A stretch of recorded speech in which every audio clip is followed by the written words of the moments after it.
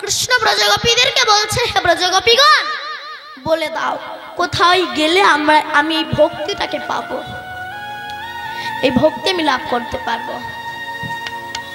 গোপীরা তখন বলল, শোনো কৃষ্ণ, সবাই যে রাস্তা ধরে ভক্ত হয়েছে, তোমাকেও সেই রাস্তা ধরেই ভক্ত হতে হবে, তোমার জন্য দ্বিতীয় কোনো পথ খোলা নেই।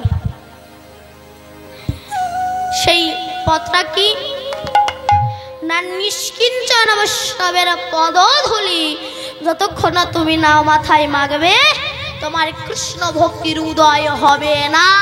রাধে। নিষ্কিঞ্চন বৈষ্ণবের পদধূলি গায়ে মাখতে হবে। এই জন্য যুধিষ্ঠির রাজস্বী যজ্ঞে যুধিষ্ঠির কৃষ্ণকে বলেছিল, কৃষ্ণ তুমি আমার যজ্ঞে সভাপতি হও। কৃষ্ণ বলেছিল, আমি সভাপতি হব ঠিক, কিন্তু যাকে যা দায়িত্ব দেব তাকে তাই দায়িত্ব পালন করতে হবে। যুধিষ্ঠির বলল, তো তুমি কাকে কি দায়িত্ব দেবে একটু বলো। কৃষ্ণ বলছে, শোনো, আমি দুর্যোধনকে ক্যাশিয়ার করব। যুধিষ্ঠির বলে, কেন? তো শত্রু বলে, এই জন্যই তো করবো। কেন? চোরের কাছে যদি বলা হয় যে জিনিস থাকলো দেখো, তবে সে জিনিস আর চুরি হয় না।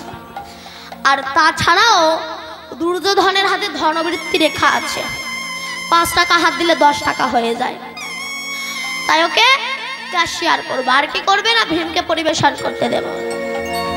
কেন? ভীম খাই বেশি, যদি পরিবেশন করে আর খেতে পারবে না, তাই ভীমকে পরিবেশন করতে দেব।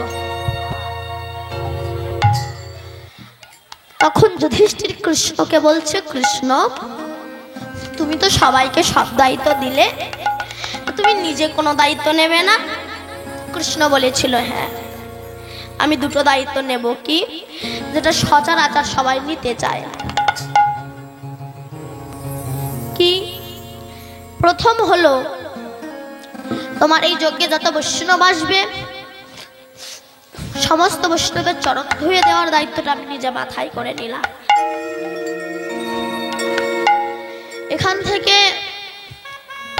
60, 70, 80 বছর আগে সমাজটা কত ভালো ছিল বললেন তো। পুত্র পিতাকে প্রণাম করতে, শিষ্য গুরুকে প্রণাম করতে, এখন উল্টো হয়ে গিয়েছে। গুরুদেব শিষ্যকে বলছে, বাবা মাধব একটু কাঠ কেটে নিয়ে আই তো, ভগবানের ভোগ হবে। চিটিং মাছ শিষ্য তো বলছে, গুরুদেব আপনি ভজন করতে বলেছেন, আমি আপনার বাক্য লঙ্ঘন করতে পারি? ভজন করতে হয় না, আমি ভজন করছি। গুরুদেব কাঠ কেটে এনেছে।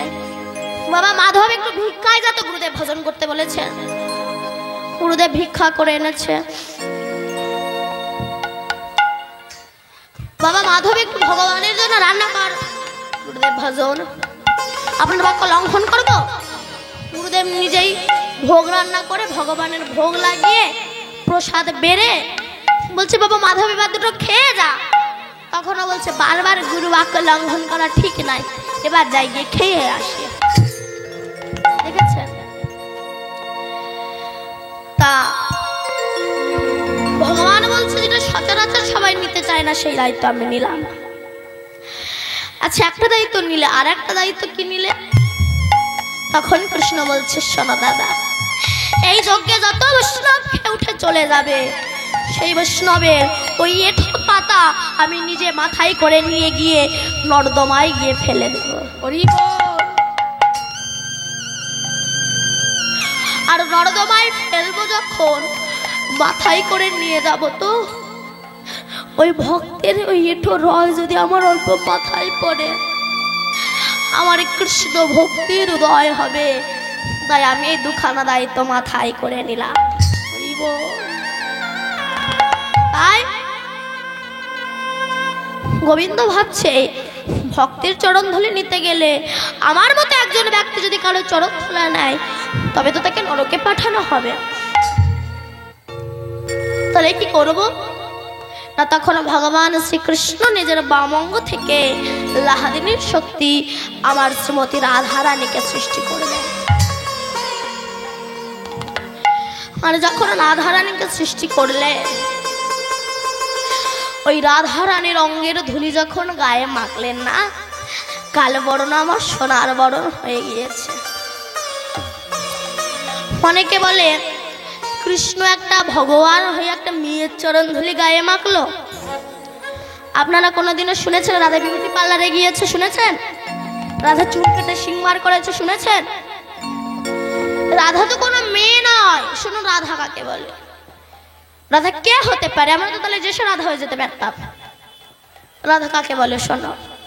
আপনি ব্রহ্ম মুহূর্তে উঠুন, ব্রহ্ম মুহূর্তটা স্নান করো, স্নান করে পদ্মাসনে বসে যান।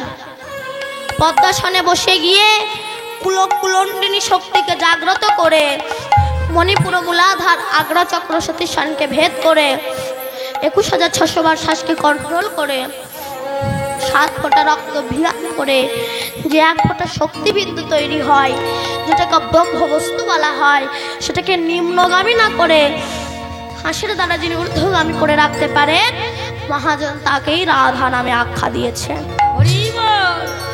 ঊর্ধ্ব হইতে নিম্নগামী যার নাম ধারা, আর নিম্ন হইতে ঊর্ধ্বগামী তার নাম শ্রীমতী রাধা। ঊর্ধ্ব হইতে নিম্নগামী যার নাম ধারা, নিম্ন হইতে ঊর্ধ্বগামী তার নাম রাধা। সরাই সর্জে ছাইটামে আছে অবস্থান, ঊর্ধ্ববিন্দু দিয়া তাহে কইল শক্তিদান। পুরুষ প্রকৃতি তাহে কইল আধা আধা, বিচারিয়া গর্গমুনি নাম রাখিলেন শ্রীমতী রাধা। আর সেই রাধারানীর চরণ ধুলি, অঙ্গের ধুলি যখন গায়ে মাখলেন না, কালো বর্ণ সোনার বরণ হয়ে গিয়েছে।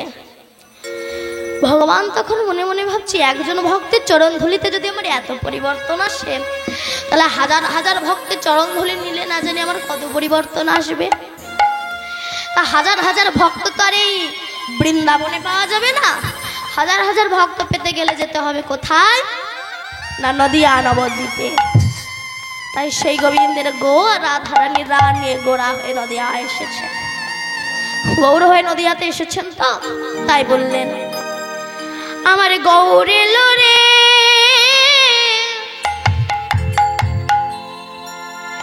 এই সোনার নদিয়া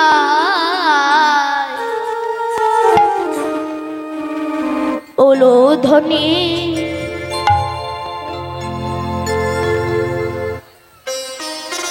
হরির ধ্বনি শব্দ শোনা যায় আমার গৌর এলো রে। আরে গৌর এলো রে সোনার নদিয়া ওলো গরি গরি গরি শব্দ শোনা যায় আমার গৌর এলো রে। আমার গৌর এলো রে সোনার নদিয়ায়, ওলো ধ্বনি হরি ধ্বনি শব্দ শোনা যায় আমার গৌর এলো রে।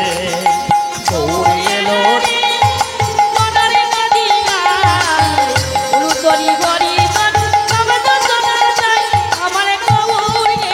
আমাদের গৌর এলো রে সোনার নদিয়া ওলো ধ্বনি হরির ধ্বনি শব্দ শোনা যায় আমার গৌর এলো রে। গৌর এলো রে সোনার নদিয়া ওলো গরি গরি গরি শব্দ শোনা যায় আমার গৌর এলো রে। আমার গৌর এলো রে সোনার নদিয়ায়, ওলো ধ্বনি হরি ধ্বনি শব্দ শোনা যায় আমার গৌর এলো রে। গৌর এলো রে আমাদের নিতাই এলো রে, গৌর এলো রে আমাদের নিতাই এলো রে। এ না গৌর এলো রে আমাদের নিতাই এলো রে। গৌর এলো রে আমাদের নিতাই এলো রে, গৌর এলো রে আমাদের নিতাই এলো রে। ওই না গৌর এলো রে আমাদের নিতাই এলো রে। গৌর এলো রে সোনার নদিয়া ওলো ধ্বনি হরির ধ্বনি শব্দ শোনা যায় আমার গৌর এলো রে। সোনার নদিয়া ওলো গরি গরি গরি শব্দ শোনা যায় আমার গৌর এলো রে। আমার গৌর এলো রে সোনার নদিয়ায়, ওলো ধ্বনি হরি ধ্বনি শব্দ শোনা যায় আমার গৌর এলো রে। শান্তিপুর হাবুডুবু নদী ভেসে যায়, শান্তিপুর হাবুডুবু নদী ভেসে যায়। ওই না শান্ত শান্তিপুরে হাবুডুবু নদে ভেসে যায় শান্তিপুর হাবুডুবু নদে ভেসে যায়। ওই না শান্তিপুরে হাবুডুবু নদে ভেসে যায় কুল ভাঙিয়া ঢেউ আসিয়া লাগলা গলার গান। আমাদের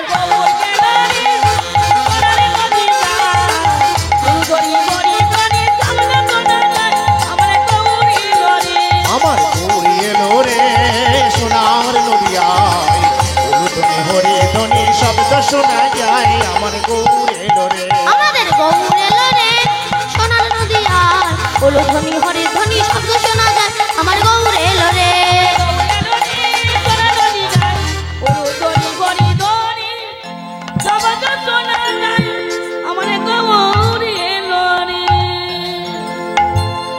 যে রাধে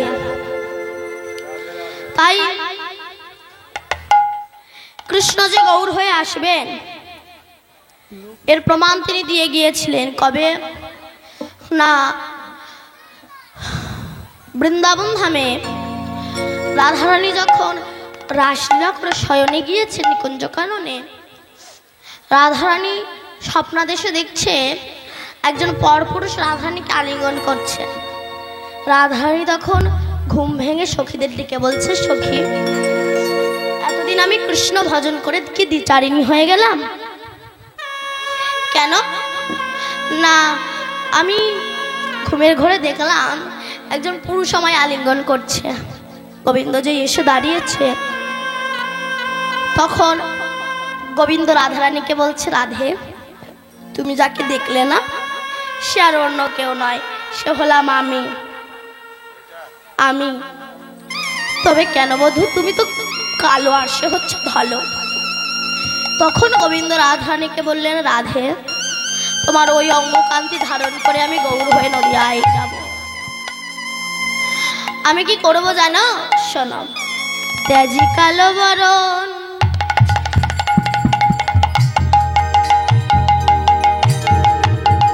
করিব ধারণ তুহার ওই অঙ্গের কান্তি তেজি কালো বরণ করিব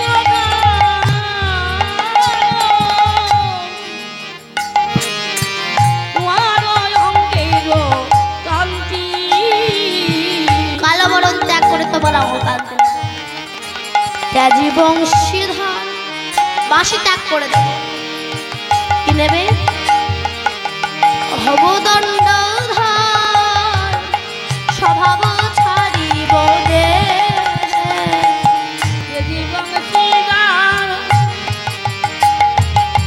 হবদণ্ড স্বভাব ছাড়িব আর কি করবেন মিলি ভক্ত আমি করিব কীর্তন রাধা রাধা বলিব আমার বীরি ভক্ত করিব কীর্তন রাধা রাধা বলে করিব বীর চন্দ্রে কয় তবে সে খেলা পাইব প্রেমের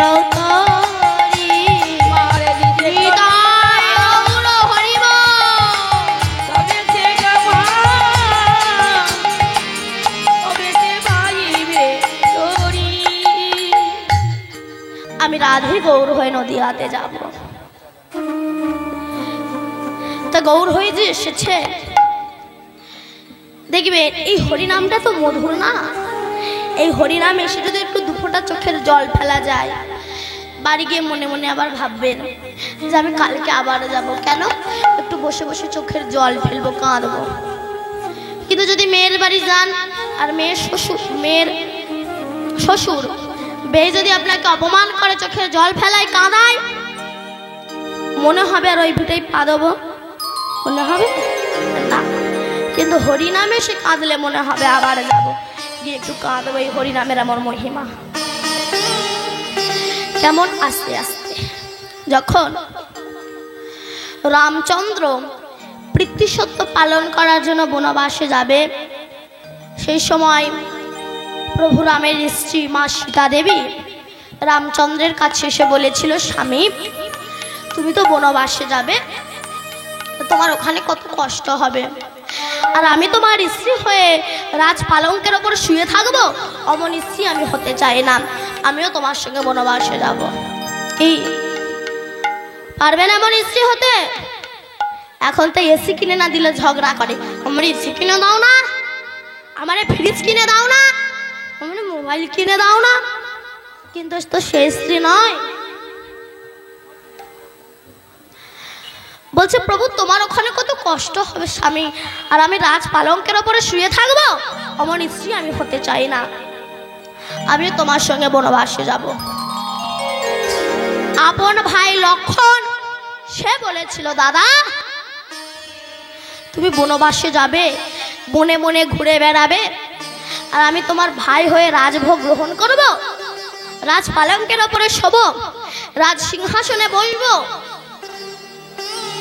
অমন ভাই আমি হতে চাই না, আমিও তোমার সঙ্গে বনবাসে যাব। রাম বলল, আমি অনুমতি দিতে পারবো না, তুমি যাও, মা সুমিত্রা যদি তোমায় অনুমতি দেয় তবেই তুমি বনবাসে যাবে। লক্ষণ মায়ের কাছে গিয়েছে, মা দাদা তো বনবাসে যাচ্ছে, তুমি আমাকে দাদার সঙ্গে বনবাসে যাওয়ার অনুমতি দেবে না? মা সুমিত্রা বলেছিল, বাবারে লক্ষণ, যে মায়ের গর্ভের সন্তান কৃষ্ণ ভক্ত হয়, কৃষ্ণ সেবক হয়, রামের সেবক হয়, সেই মায়ের গর্ভ ধন্য, আর সেই মায়ের গর্ভের সন্তানও ধন্য। কিন্তু যে মায়ের গর্ভের সন্তান চুল্লুখোর হয়, দাতাল মাতাল চরিত্রহীন হয়, লোকে সর্বনাশী করে, চিটিংবাজি করে, ও মায়ের গর্ভটাকে ভাগাড় বলা হয়। ভাগাড়ে যত শিয়াল কুকুরের জন্ম হয়, আর সৎ চরিত্রবান মায়ের গর্ভে কৃষ্ণ ভক্তের জন্ম। হরি বল, হরি বল। তাই আমি তোমার আজ মা আছি, কাল হয়তো নাও থাকতে পারি, তাই আমি যেন দেখতে পাই, আমার প্রাণ থাকতে থাকতে আমি যেন দেখতে পাই তুমি রামের চরণে সেবায় গিয়েছ। হরি বল। লক্ষণ ভাবছে, মা অনুমতি দিলেও আমার স্ত্রী উর্মিলা নবপরিণীতা বধূ, সবে নতুন বিয়ে হয়েছে, সে তো আমায় অনুমতি দেবে না। আপনি বলুন, আপনারা বিয়ে করে আপনার স্বামী যদি বলে আমি 14 বছর বাড়ি থাকবো না, তখন মাথায় আগুন ধরে ওঠে না? মুখ পোড়া, আমি বিয়ে করেছিলি কেন? কোমর বেঁধে আপনি ঝগড়া করবেন না? মহাপ্রভু যখন লক্ষ্মীপ্রিয়াকে বিবাহ করে সিলেটে বেড়াতে গিয়েছিল, সেই সময় লক্ষ্মীপ্রিয়া প্রাণ হারিয়েছিল। আমরা বলি সাপে কামড়িয়ে না, বিরহ সাপে কামড়িয়ে লক্ষ্মীপ্রিয়ার মৃত্যু হয়েছে। এদিকে উর্মিলা জানতে পেরেছে আমার স্বামী থাকবে না, ওরা রামের সঙ্গে বনবাসে যাবে। তাই হাতে প্রদীপটা ধরিয়ে অবগুণ্ঠনে মাথাটা নত করে হাতে প্রদীপ ধরিয়ে বসে আছে। এদিকে লক্ষণ যখন মাথা নিচু করে আসছে, উর্মিলা বলল, স্বামী তুমি মাথা নিচু করে এসো না, মাথা উঁচু করে এসো। কেন? আমি গরবিনী, আমার স্বামী রামের সেবায় যাচ্ছে, তুমি মাথা নিচু করে এসো না, মাথা উঁচু করে এসো।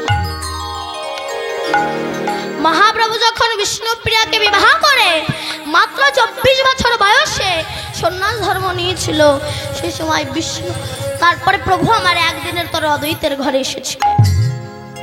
সবাই প্রভুকে দেখতে যাবে, প্রভু সবাইকে অনুমতি দিল, বলো সবাই আমাকে দেখতে আসুক, অসুবিধা নাই, কিন্তু একজন যেন না আসে। সে কে না? বিষ্ণুপ্রিয়া। নদিয়ার নরনারী যখন চলে যায়, বিষ্ণুপ্রিয়া ঘরের এক কোণে বসে বসে চোখের জলে ভেসে যায়। নদিয়ার নরনারী উপহাস করে বলেছিল, বিষ্ণুপ্রিয়া তোর মতো ভাগ্যহীনা বুঝি জগতে না। কেন? নিমাই সবাইকে যেতে বলেছে, তোকে যেতে বারণ করেছে? বলতো, তোর মতো ভাগ্যহীনা কি জগতে আছে? বিষ্ণুপ্রিয়া চোখের জল মুছে বলেছিল, বাজে কথা বলিস না। আমার মতো সৌভাগ্যবতী রমণী মনে হয় আর জগতে হয় না। কেন না, সবাই যে মানুষটাকে দেখার জন্য ছুটে যাচ্ছে। হাজার হাজার মানুষ যে মানুষটাকে দেখার জন্য ছুটে যায়, সেই মানুষটা তো হাজার হাজার মানুষের নয়, সে তো আমার মানুষকে দেখার জন্য হাজার হাজার মানুষ ছুটে যাচ্ছে। বলতো, আমার মতো সৌভাগ্যবতী রমণী কি আর জগতে আছে? তাই উর্মিলা বলল, স্বামী তুমি যাও, তবে আমি কথা দিলাম, এই যে তোমার জন্য প্রদীপ ধরে রেখে দিলাম না, তুমি যতদিন না ফিরে আসবে এই প্রদীপকে আমি নিভতে দেব না। দেখবেন যখন কোনো অনুষ্ঠান হয় বা মহোৎসব হয়, অনেকে হাঁড়ির ভিতরে করে প্রদীপ ধরে রেখে দেয়, প্রদীপ জ্বালিয়ে রাখে, যেটাকে জাগ প্রদীপ বলা হয়। তুমি যতদিন না ফিরে আসবে এই প্রদীপ আমি নিভতে দেব না। ব্যাস চলে গেল। এবার ঘাত প্রতিঘাত আঘাত লাঞ্ছনায় দিন অতিবাহিত হতে লাগলো। কিন্তু যেদিন রাবণের ছেলে মেঘনাদ লক্ষণের বুকে বান মারল, বানটার নাম কি ছিল? শক্তিশাল বান। ওই শক্তিশাল বান যেই না লক্ষণের বুকে মেরেছে, অগ্নি লক্ষণ ধরছে, পড়ে যাবে এমন সময় রামচন্দ্র ছুটে এসে লক্ষণের মাথাটা নিয়ে নিজের চরণের উপরে রেখে দিয়েছে। কি বুঝলে? আর কোথাও জায়গা ছিল না, চরণের উপরে রাখলো কেন? কি বুঝলেন? এবার চরণের উপরে রেখে দিয়েছে। আর হনুমান এদিকে গলে পিত বসন দিয়ে বসে আছে। রামচন্দ্র বললেন, হনুমান, এটা লক্ষণের অপরাধের প্রায়শ্চিত্ত। কেন? এটা হলো আমার একজন ভক্তের অভিশাপ। রামের একজন প্রধান ভক্ত ছিল, নাম হচ্ছে তার শবরী। শবরী ছোট জাতের মেয়ে, তো হরিজন ফ্যামিলির মেয়ে, কিন্তু যারা বৈষ্ণব তাদের জাতের বিচার হয় না, যারা অবৈষ্ণব তাদের জাতের বিচার হয়। তাই শবরী নিজেকে কৃষ্ণ ভক্ত ভেবে, রাম ভক্ত ভেবে বন থেকে ফল পেড়ে কামড়িয়ে কামড়িয়ে যে ফলগুলো খেতে ভালো সেগুলোকে রেখে দিচ্ছে, আর যেগুলো ভালো না সেগুলো ছুঁড়ে ফেলে দিচ্ছে।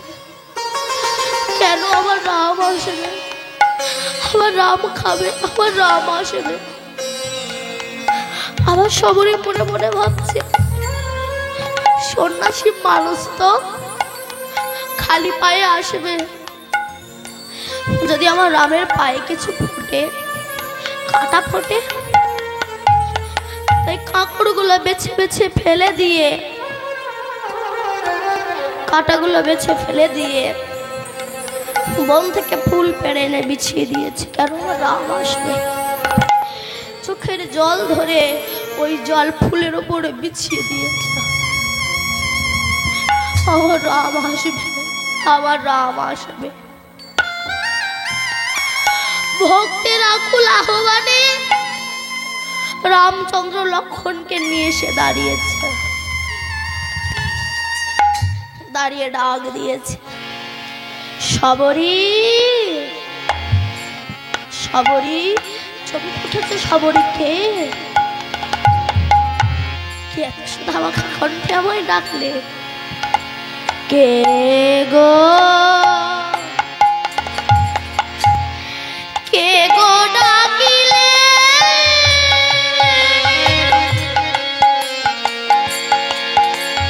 শবরী শবরী বলে দয়াল কে বা ডাকিলে?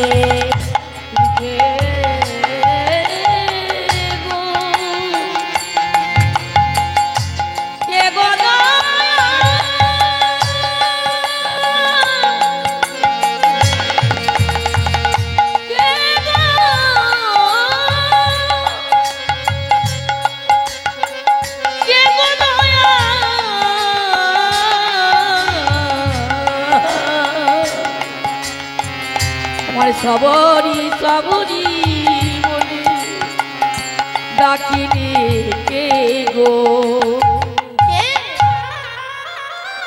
আমি প্রভু রামচন্দ্র। এসেছো, এসেছো দয়াময়, তুমি এসেছো। এতদিনের পরে এই হতভাগিনীর ডাক তোমার কানে পৌঁছেছে।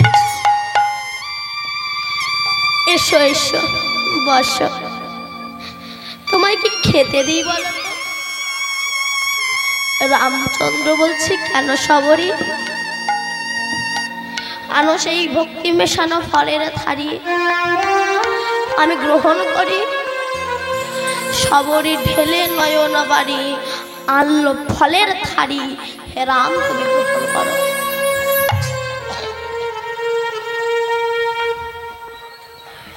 যেই না রামচন্দ্র খেতে যাবে, অমনি লক্ষণ ছুটে এসে বলল, দাদা, ছোট জাতের মেয়ে এটো করে ফল রেখে দিয়েছে, আর তাই তুমি খাচ্ছ, তোমার ঘৃণা করে না? এই বলে ফলটা কে নিয়ে ফেলে দিল। যেই না ছুঁড়ে ফেলে দিল, বলুন তো, হিংস্র বন্য জন্তুর সঙ্গে যুদ্ধ করে যে ফল তুলে এনেছে আমার রাম খাবে,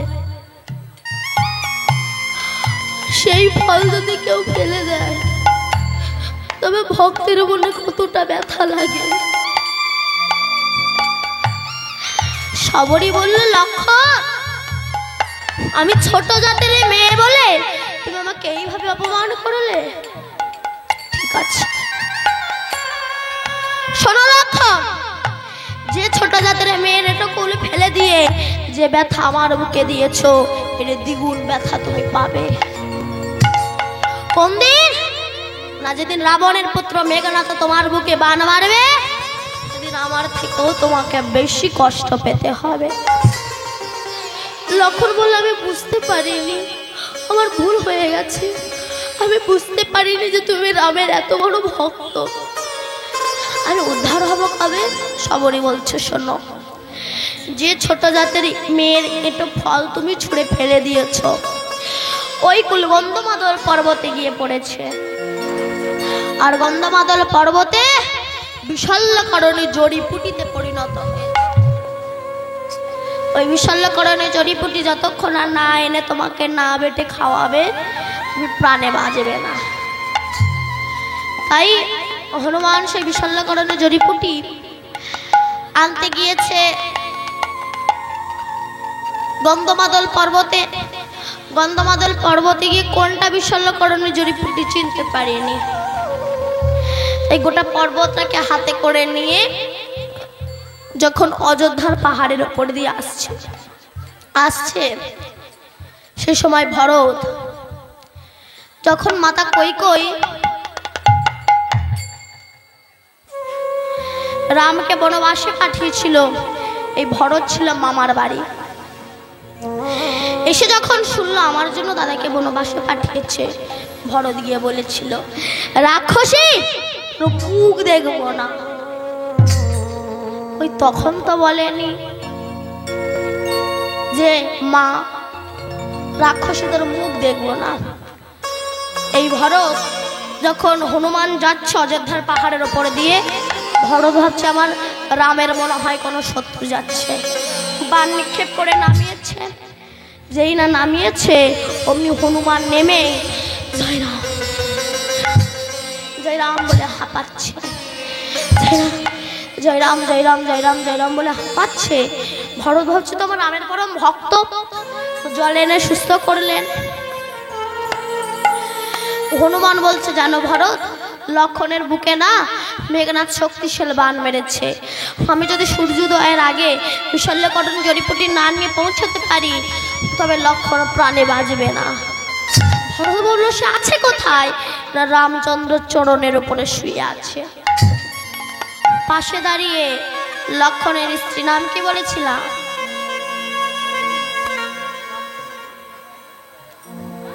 শোনেননি?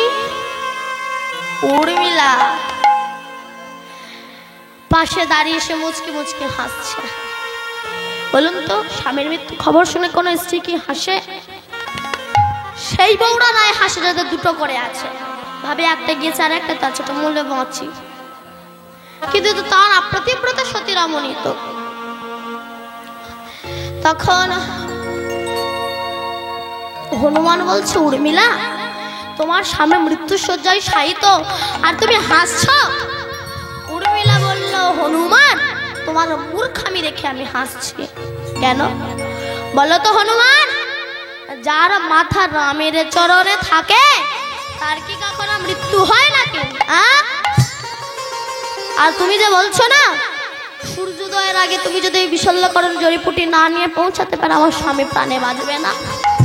শোনো, আমি যদি প্রকৃত সতী প্রতিব্রত রমণী হয়ে থাকি, তুমি যতক্ষণ না বিশল্যকরণ জড়িপুটি না নিয়ে পৌঁছাবে আমার ততক্ষণ না সূর্য উদয় হবে না। এই হলো প্রকৃত প্রতিব্রতা সতী রমণী। ভগবান মা কাউকে বাদ দেয়নি, ধনী গরিব সবাইকে সমান চোখে দেখেছে। তাই বৈষ্ণব কবি পদকর্তা বলছে, দেখো আমার গৌরাঙ্গের দিকে তাকালে বোঝা যায় কি গৌরাঙ্গ আমারও সরল সুন্দর সাত্বিক ভাবেতে ভোর, তার ভেতরে খুঁজিলে জানিতে পারিবে ও বড় দারুণ চোর। তাই বলেন, দেখো দেখো কিবা চাচর চিকুর চূড়ার টলনি তাহাতে চাপার কলি। চাচর চিকুর চূড়ার টলনি তাহাতে চাপার কলি। চাচর চিকুর চূড়ার টলনি তাহাতে চাপার কলি। আবার চূড়ার সৌরভে জগৎ মাতিল, চূড়ার সৌরভে জগৎ পাতিল। ঝাঁকে ঝাঁকে ওরে অলি, ঝাঁকে ঝাঁকে ওরে চূড়ার সৌরভে জগৎ মাতিল, চূড়ার সৌরভে জগৎ মাতিল। ঝাঁকে ঝাঁকে করে ওরি, ঝাঁকে ঝাঁকে করে ওরি। আমার চূড়ার সৌরভে জগৎ মাতিল, চূড়ার সৌরভে জগৎ মাতিল। ঝাঁকে ঝাঁকে ওড়ে ওলি, ঝাঁকে ঝাঁকে ওড়ে ওলি। আবার সুরধ্বনির তীরে অতি মনোহরে বিহারে গৌরাঙ্গরা। আমার সুরধনী তীরে অতি মনোহরে বিরাজে গৌরাঙ্গ আর সুরধ্বনি তীরে অতি মনোহরে বিহারে গৌরাঙ্গ রায়। দিনহীন জনে গৌরাঙ্গ পাইবে রাসলোচনে গায়। রহিল জনে গৌরাঙ্গ পাইবে এরা গেল জনে আর দিনহীন জনে গৌরাঙ্গ পাইবে এ দশ লোচনে গায়। দিনহীন জনে গৌরাঙ্গ পাইবে রাসলোচনে গায়। রহিল জনে গৌরাঙ্গ পাইবে এরা গেল জনে আর দিনহীন জনে গৌরাঙ্গ পাইবে এ দশ লোচনে গায়। বলি আমার রাসলোচনে কহে এইবার লীলা প্রকাশ হলো। এরা ছিল থানে কয়ে এই বারে লীলা ও প্রকাশ হলো।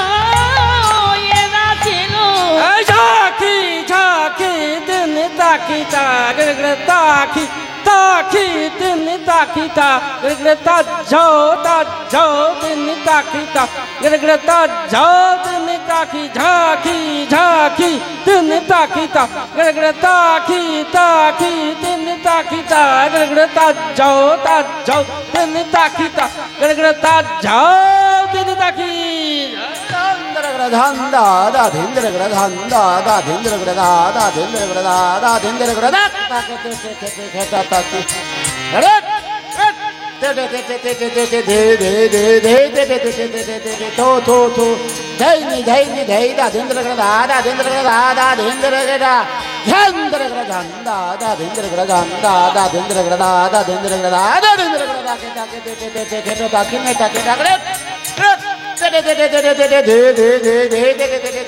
থো থো থো ধৈ নি ধৈ দা ধিন্দ্র গড় দা দা ধিন্দ্র গড় দা দা ধিন্দ্র রে খেতা কানে কাগে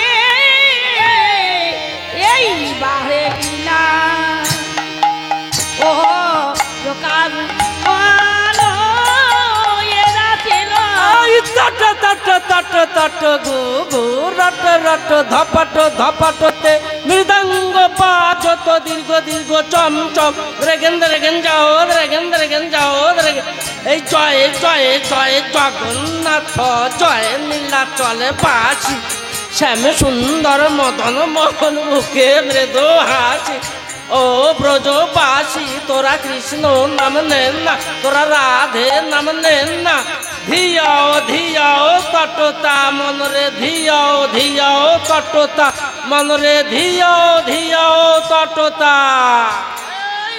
সচিনন্দন পতিত পাবন নিতাই নিতাই বল ভাই মনরে নিতাই নিতাই বল ভাই মনরে নিতাই নিতাই বল শ্রী সচিনন্দন পতিত পাবন নিতাই নিতাই বল ভাই মনরে নিতাই নিতাই বল ভাই মনরে নিতাই নিতাই বলো কানে কাগে এইবারে লীলা ও প্রকাশ হলো এরা দাম তাকে দাও তাকটি দাও তাকটি তাকটি তাকটি দাও কথা ঘেনে ঝা ছো ধরে খেটা কথা ঘেনে ঝা ছো ধরে খেটা কথা ধাক্কে দাও তাকটি তাকটি দাও কথা ঘেনে ঝা ছো ধরে খেটা কথা ঘেনে ঝা ছো ধরে খেটা কথা ঘেনে ঝা ছো ধরে খেটা কথা ঘেনে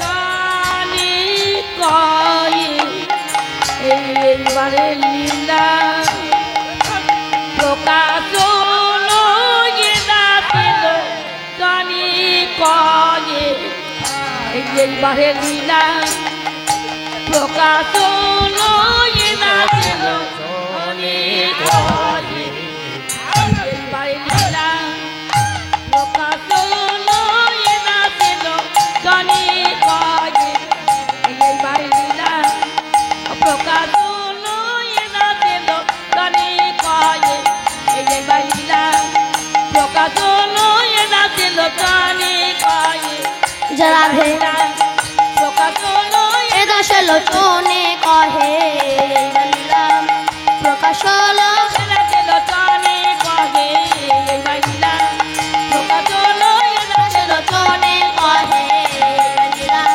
প্রকাশ হলো এরা ছিল কানে কায়ে এইবারে লীলা প্রকাশ হলো এ এরা দাসে ছিল লোচনে কহে বলিলাম প্রকাশ হলো এরা ছিল কানে কায়ে এইবারে লীলা প্রকাশ হলো এ এরা দাসে ছিল লোচনে কহে বলিলাম প্রকাশ প্রকাশ হলো আরে দাসে লোচনে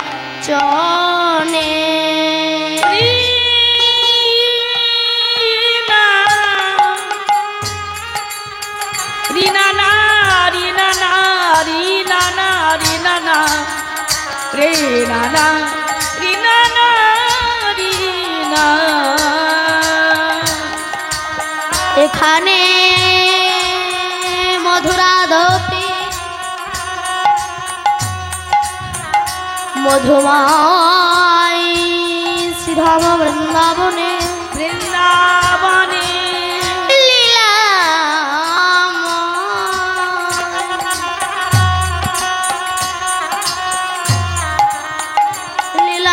লীলাময়ের লীলার বলে হারি যা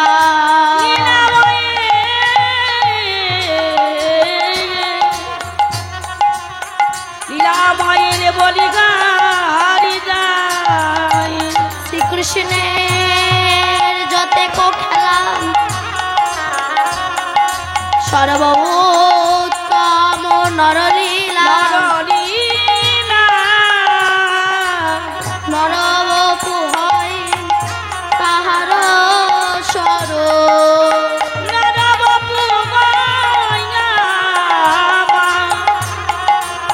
নরবপু হয় আমার নাগারো সারো গোপবেশ বেণুকর নবকিশোর নটবর নরলীলা হয় তাহার অনুর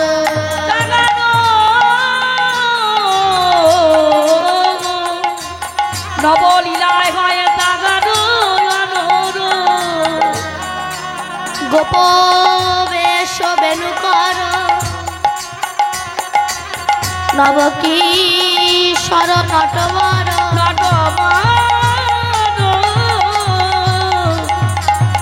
নরলীলা হয় তাহার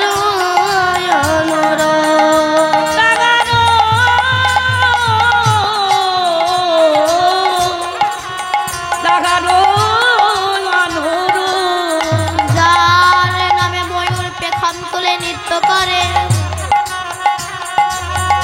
যার নামে যমুনায় উজান বয়ে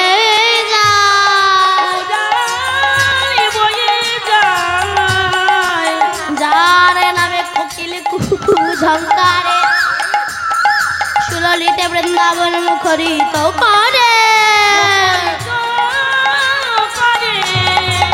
যার লাগে শিব সর্বত ত্যাগী হয়ে শ্মশান বাসরণ পায় না সেহেন বিরিঞ্চিত বাঞ্ছিত ভবের আরাধ্য দেবতা অতিথি পাবন ভুবন মঙ্গল যার চরণ লক্ষ্মীর জীবন ধন সেই অনাদিরাদি গোবিন্দের লীলার বলিহারি যা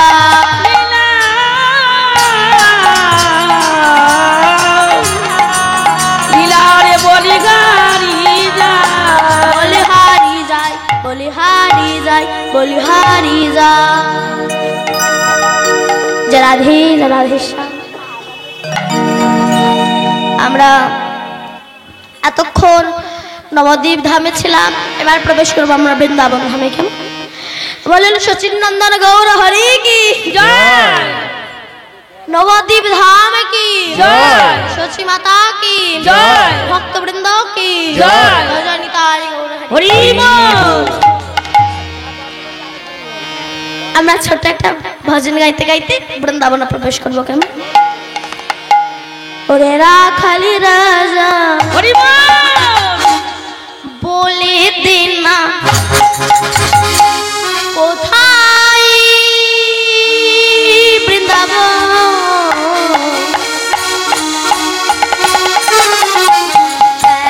কোন ডোরা কোন ডোরি গোবর রাখালে রাজা বলি দিনা রাখালে রাজা বলি দিনা কোথায়